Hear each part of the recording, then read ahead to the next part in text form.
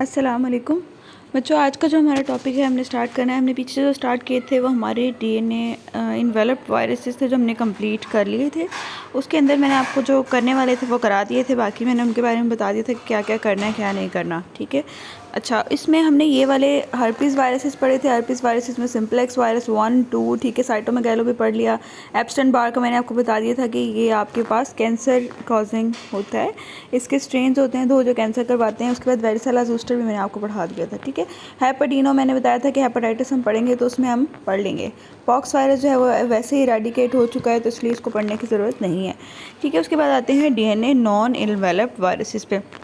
DNA non enveloped के अंदर हमारे पास एडिनो वायरसेस आते हैं, ह्यूमन पैपिलोमा वायरस आता है और पार्वो वायरस आता है। ठीक है।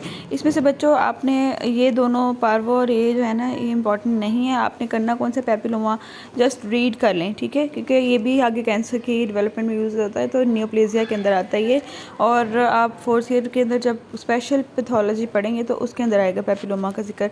तो इसमें ज़्यादा पूछा नहीं जाता, पूछे जो जाते हैं वही वाले हम करेंगे। ठीक है। उसके बाद हमारे पास आते हैं RNA enveloped viruses. RNA enveloped viruses में हमारे पास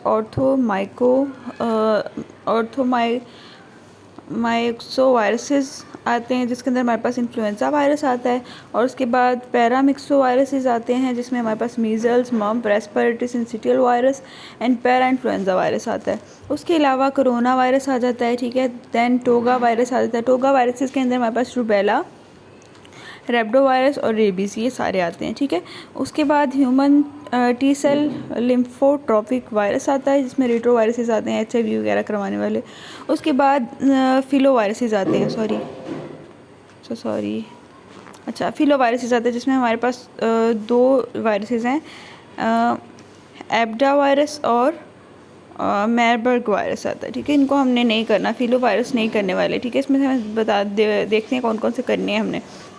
सबसे पहले हम मीज़ल्स और मम्प्स को एज अ डिफरेंस करेंगे। ठीक है। मीज़ल्स और मम्प्स में सबसे पहले आपको कराने लगी हूँ। ठीक है।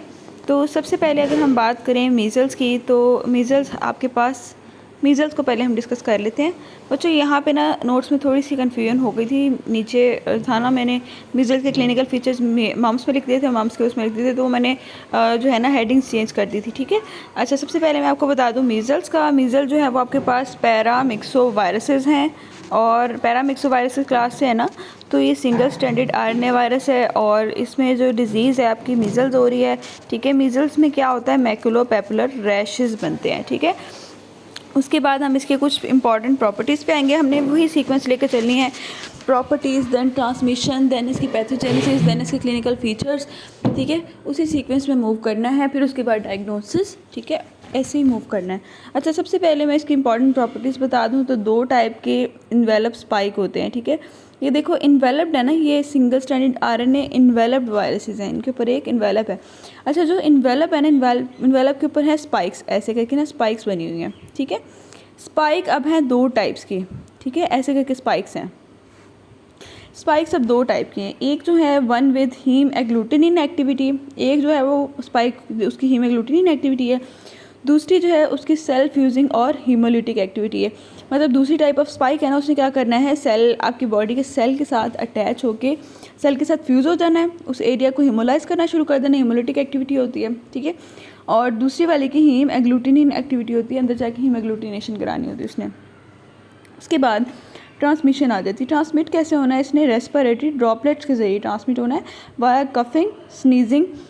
कोई बंदा जिसको मीज़ल्स है वो अगर कफ स्नीजिंग करता है, दूसरे बंदा उसको इनहेल कर लेता है तो उससे फैल सकता है। ठीक है। पैथोजेनेसिस पे आते हैं तो सबसे पहले क्या होगा, ऑब्वियसली रेस्पिरेटरी ट्रैक्ट से गया है तो उसने क्या करना है, सेल लाइनिंग को सबसे पहले इफेक्ट करना है आपके अपर रेस्पिरेटरी ट्रैक के। देन क्या करना है, वायरस देन एंटर होगा इनटू द ब्लड में एंटर होके क्या करेगा, वहाँ पे आपको पता है सराउंड करेंगे आपकी वेसल्स। ठीक है। अब सबसे पहले समझ लें कि अपर रेस्पिरेटरी ट्रैक्ट है। ठीक है। इसके अंदर वायरस एंटर हुआ है, वहाँ पे इसने जो सेल लाइनिंग्स है ना उनको इन्फेक्ट करना शुरू कर दिया है। ठीक है। अब जब इन्फेक्ट करेगा तो सराउंडिंग में आपकी वेसल्स भी गुजर रही हैं, वेसल जो होंगी वो उनके ज़रिए वो ब्लड में एंटर हो जाएगा और ब्लड में एंटर होने के बाद उसके अलावा वहाँ पे रेटिकुलो एंडोथेलियल सेल्स होंगे। ठीक है। उनको इन्फेक्ट करना शुरू कर देगा। ठीक है। उनको जब इन्फेक्ट करेगा उसके अलावा वेसल्स के ज़रिए स्किन तक भी स्प्रेड करेगा, spread via blood to skin. Skin के ऊपर आके स्किन पे इसने रैश डेवलप करने शुरू कर देने हैं, ठीक है। अच्छा, अब ये जो हमारे पास रैश है ना वो क्यों डेवलप हो रहे हैं, वो आपके अपने साइटोटॉक्सिक टी सेल्स है ना, वो अटैकिंग वायरसेस, उनकी वजह से रैश डेवलप होते हैं। अब देखो ये वायरस क्या है, ये स्किन है ना, स्किन के ऊपर ब्लड सप्लाई के ज़रिए ना ये वायरस आ गए हैं, ठीक है।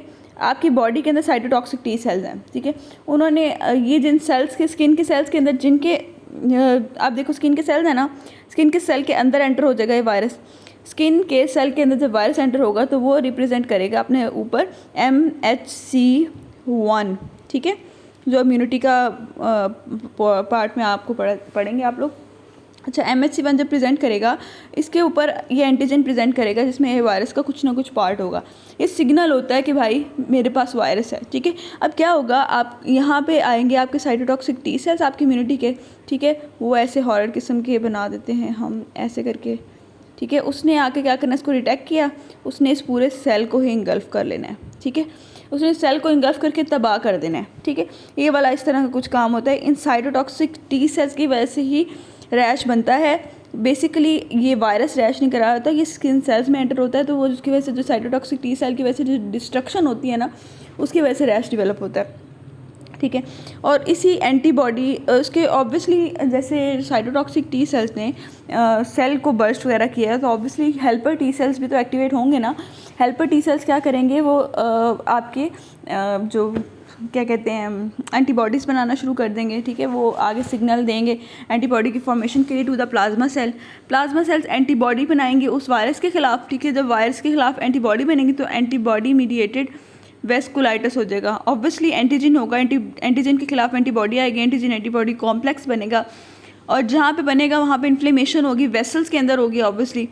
अब देखो आपकी वेसल्स है ना, वेसल्स के अंदर ये वायरस है, अब इसके खिलाफ एंटीबॉडी बनेगी, तो ये देखो ये एंटीबॉडी बनी है, ये आके इसके साथ अटैच होगी, तो antibody antigen complex in the circulation होंगे ना, वेसल्स के अंदर होंगे, तो ये क्या करेंगे, एंटीजन एंटीबॉडी कॉम्प्लेक्स जो है ये आपकी वेसल की वाल के ऊपर एम्बेड हो जाएंगे, ठीक है। एम्बेड होंगे तो वहाँ पे एक जो है ना इन्फ्लेमेटरी रिएक्शन डेवलप होगा, जो कि एंटीबॉडी की वजह से डेवलप हो रहा है, एंटीबॉडी मीडिएटेड वेस्कुलाइटिस, तो वो हो जाएगा, ठीक है। उसके अलावा जो इसके वजह से जो रैश बनेगा ना, रैश के अंदर क्या होगा, मल्टी न्यूक्लिएटेड जॉइंट सेल होंगे, फॉर्मेशन होगी उनकी, वो उसका इंपॉर्टेंट कैरेक्टर हम कह सकते हैं, ठीक है।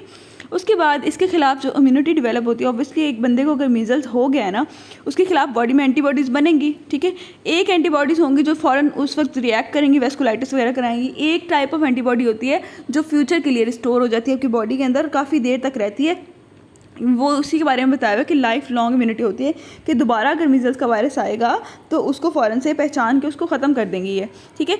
और इसमें IgG आपकी जो एंटीबॉडी हैं वो मेजर रोल प्ले करती हैं इस वायरस को न्यूट्रलाइज करने के लिए। उसके अलावा सेल मीडिएटेड इम्यूनिटी उन्होंने कहा कि ज़्यादा इंपॉर्टेंट होती है इस केस में। उसके अलावा मीजल्स जो है वो डिप्रेस कर देता है सेल मीडिएटेड इम्यूनिटी को, ठीक है। ये जो आपका नॉर्मली क्या होता है, सेल मीडिएटेड इम्यूनिटी आपकी ज़्यादा इंपॉर्टेंट होती है आपकी बॉडी के लिए, वायरस वगैरह से बचने के लिए, लेकिन मीजल्स क्या करता है, आपकी सेल मीडिएटेड इम्यूनिटी को ही डिप्रेस कर देता है against other intracellular micro organisms के खिलाफ, ठीक है। अच्छा, उसके बाद हमारे पास आते हैं कि वायरस जो है ना वो कैसे एंट्री कैसे होगा, उसने क्या क्या कुछ करना है वो बताया, कैसे सेल इम्यूनिटी को डिप्रेस करेगा वो बात बताने लगी हूँ। वायरस का करेगा, बाइंड करेगा CD46 रिसेप्टर होते हैं आपके ह्यूमन मैक्रोफेजेस के ऊपर। ऑब्वियसली आपके बॉडी के अंदर जो इम्यून सेल्स हैं उनमें मैक्रोफेजेस भी आते हैं, उनके ऊपर रिसेप्टर्स होते हैं CD46। उसके ऊपर ये देखिए मैक्रोफेज सेल है, उसके ऊपर समझ लें कि ये रिसेप्टर बना हुआ है, ठीक है। रिसेप्टर के ऊपर आके वायरस बाइंड किया है, ठीक है, ये वायरस है आपका। जब बाइंड किया तो उसने क्या करना है, मैक्रोफेज जो प्रोडक्शन हो रही थी ना इंटरल्यूकिन 12 की, मैक्रोफेज से इंटरल्यूकिन 12 की, वो सप्रेस हो जाती है, ठीक है, वो नहीं डेवलप होगी। तो क्या होगा, इसी इंटरल्यूकिन 12 ने क्या करना था, आगे सेल मीडिएटेड इम्यूनिटी को एक्टिवेट करना था। अब वो सेल मीडिएटेड इम्यूनिटी एक्टिवेट नहीं होगी तो वो डिप्रेस हो जाएगी, ठीक है, ये काम होता है। अच्छा, उसके बाद हम क्लिनिकल फाइंडिंग्स पे आते हैं। क्लिनिकल फाइंडिंग्स में से हमारे पास यहाँ पे ना मैंने एक मिस्टेक की थी कि मम्स की इधर लिख दी थी, और फिर इसलिए फिर मुझे मीज़ल्स की यहाँ पे लिखनी पड़ी। तो क्लिनिकल फाइंडिंग्स हम नेक्स्ट पार्ट में करते हैं। अभी तक कोई मसला हो, you can ask me. Thank you.